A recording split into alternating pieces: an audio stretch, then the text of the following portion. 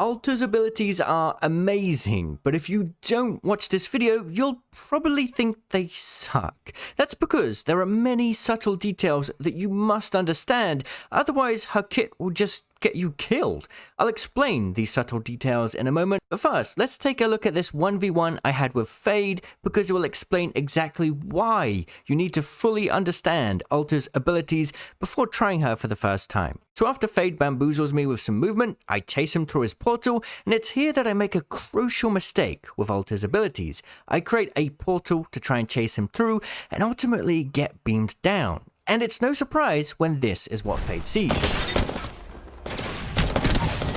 The truth is, despite Alta being a multi-dimensional traveler, her portal is actually very one-dimensional compared to, say, Wraith's phase abilities. You can go from point A to point B, and nowhere else. So always make sure point B is the best, safest position for you before using the portal, because if you don't, players on the other side will hear and see exactly where you are when leaving the portal, and you'll just be an easy kill for them. So let's start with mastering Alta's tactical placement. The information I'll provide you with hasn't been shared by any other creator or developer yet, and by knowing this information, you'll instantly have a head start against any other Alta player who hasn't watched this video. So Alta's tactical creates a portal, step through it, and you'll instantly travel to the portal exit, then be in phase for exactly 1 second, which is a very long time in Apex. Enough time for any player to be ready to shoot you.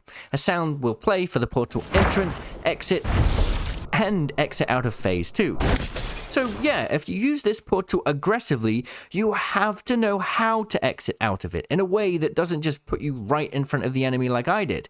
There are actually many ways to do this. Take a look at this portal Fade made, and the clues will start to reveal themselves. This portal did not go in a straight line. Instead, it came out of a different side of the box. So when Fade used it, I didn't have line of sight of him. So how can we smartly create portals like this ourselves to make sure we go through it in a way that doesn't just put us on a dinner plate ready to serve ourselves to our enemies?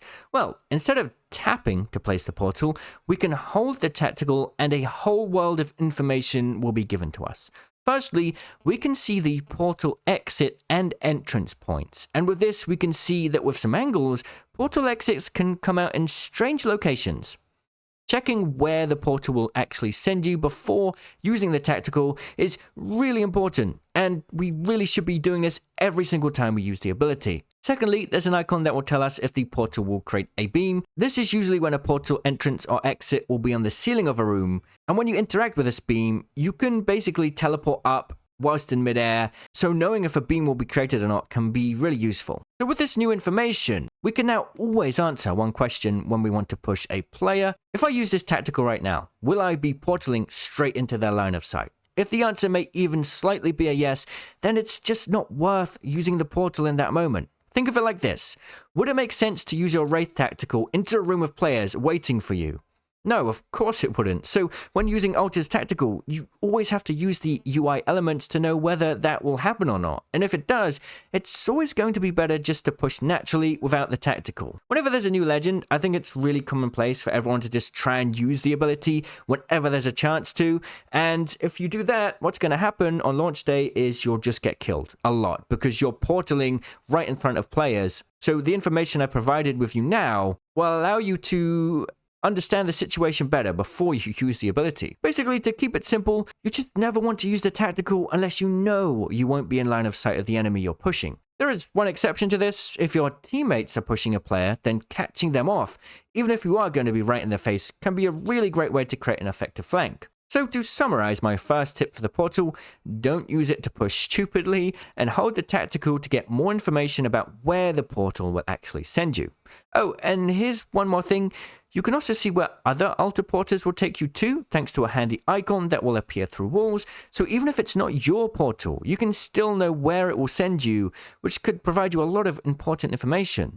Next up, let's talk about the art of bamboozling with the portal. Once you've placed it, you can actually go back and forth through it multiple times. And remember, you travel instantly. That means if you have a portal that has a large enough depth, you can go back and forth, and the player trying to fight you won't ever have a chance to shoot you. If they push through the portal, you can go through it again. If they try to push around cover without the portal, You can time it to go through again just as they make line of sight of you. Another thing is, people aren't going to know the audio cues to begin with. A sound is played when you place your portal, then another when you take it, and another when you exit phase.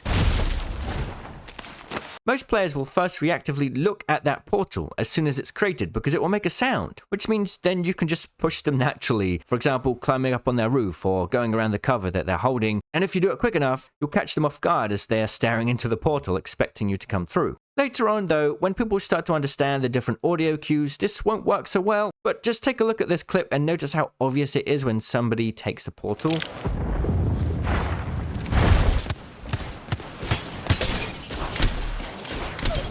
It's basically free kills because each player has to pull out their weapon when they leave phase. So yeah, I would say 50% of the time, the best push, at least at the start of the season, is to place a portal that the enemy will absolutely see and then push them without actually using the portal. And push them fast. The other option is to place a portal where you know the exit will be in a spot the enemy player won't be able to immediately shoot you from. For example, using a portal to get height on a player or to get a different angle around an object. So I think so far you should all understand how easy it is to make a mistake using the portal. It disorients you, throws you off, and gives easy information about how and where you're pushing an enemy. So basically remember that before using it, just understand where the portal is going to send you and if it's even worth it to use it in that instance. I think most of the time the portal is not going to be useful for pushing a player, but instead breaking line of sight or stopping them chasing you or giving you enough chance to turn the flow of a fight. Some of the best ways I've found to do this is to create a portal to exit a building when they're blocking your door, or to create one as you're zipline jumping, because they aren't going to be able to follow you through unless they use the zipline too. Remember that portal beam icon? If that's not there when you place the portal, and you create a portal high enough off the ground on a wall, nobody can follow you through just by climbing up the wall. They will have to jump on the zipline first, which gives you more time to escape or reposition. Here's a couple cool plays you can do with the portal as well. If you stay still, the portal will not send you through, so you can potentially put a portal under your feet, sit on it, and only go through when you want to. Or if you have a player strafing on the floor above you, there's a chance you could kidnap them. Or imagine a player is looking at you through a glass window. If they're pressing up against the wall and strafing, a portal here could kidnap them, send them through the phase, and you'll be ready to shoot them as they appear confused in front of you. To put the tactical in summary before moving on to the other abilities, just spend a couple minutes in the firing range holding down the tactical to understand how it reacts to different objects and buildings. And then after that, simply think before you use the ability so it doesn't get you killed. Next, a quick word for the passive. It lets you loot a single item from each death box remotely, but this also gives you some valuable information. If a fight finished nearby, you'll know exactly where that player just died because a death box will suddenly appear, and that will give you context on how to engage the fight. Take this example. Thanks to the passive, I knew the player died on the stairs in this building, so I was a lot more careful about climbing height. You can also ping things remotely, so that's useful if your teams need certain loot. For Alta's ultimate, just think of it like a safety fallback. It has a long cooldown, so try to use it in situations where you feel like you might be pushing into a difficult fight and you want a free escape.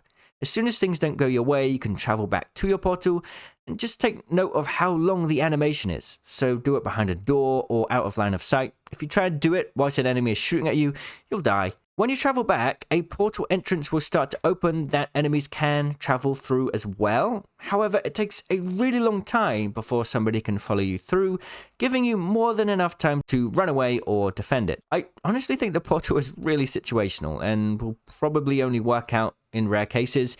It's more of, like I said before, a safety fallback, so you may never really use it in most games, but having it there is quite nice. It has a circular radius of 200 meters, so that does mean it can get you around large mountains and buildings in some pretty fun ways. So, alright, that's it. I hope that was a decent breakdown of how to effectively use Alta's abilities. Thanks for watching, my friends. I'll see you in the comments. Cheerio!